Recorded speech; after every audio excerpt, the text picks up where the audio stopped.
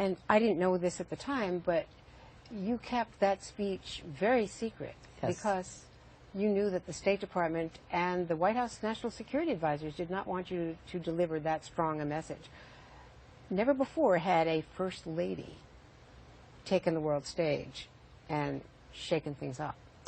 Did you get a lot of blowback? Did your husband or others respond? Before I went, there was a lot of hand-wringing and concern in the Congress as well as in the administration. I remember it well. But I made it clear that I was going to go. We had an excellent delegation. It was bipartisan in those days, both the Democrats and Republicans. And Madeleine Albright, then our ambassador to the UN, was the official head of the delegation. I was the honorary chair of it.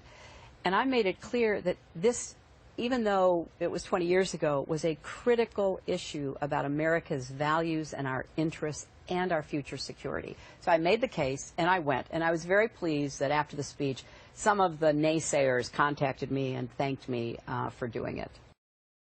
So this is not only about the agreement and what looks to be its approval by the Congress, it's about what comes next. And I think that the American people are going to want a president who supports diplomacy, even with those who are our adversaries, to try to reach the kind of understandings that we have, but who will also get up every day and enforce that agreement strongly and vigilantly.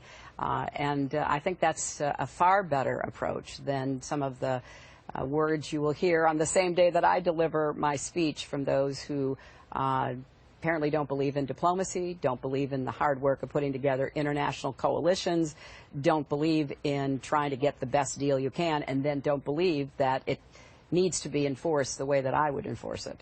And Donald Trump, among other things that he's done, has really personally attacked one of your closest aides, Huma Abedin. What was your feeling about that? You have said that Colin Powell did the same thing. He actually had a personal email and a state.gov official email system. So he didn't just rely on a personal system. I don't think there's any precedent for anyone just relying on a personal email system at your level of government. Well, I can't speak for him. That certainly has been portrayed differently depending upon how it's considered. But this was fully above board. People knew I was using a personal email. I did it for convenience. I sent emails that I thought were work-related to people's .gov accounts. The vast majority were captured by the system. And now we've made sure that everything that could be considered work-related is in the system of the State Department. Did anyone in your inner circle say, this isn't such a good idea, let's not do this? You know,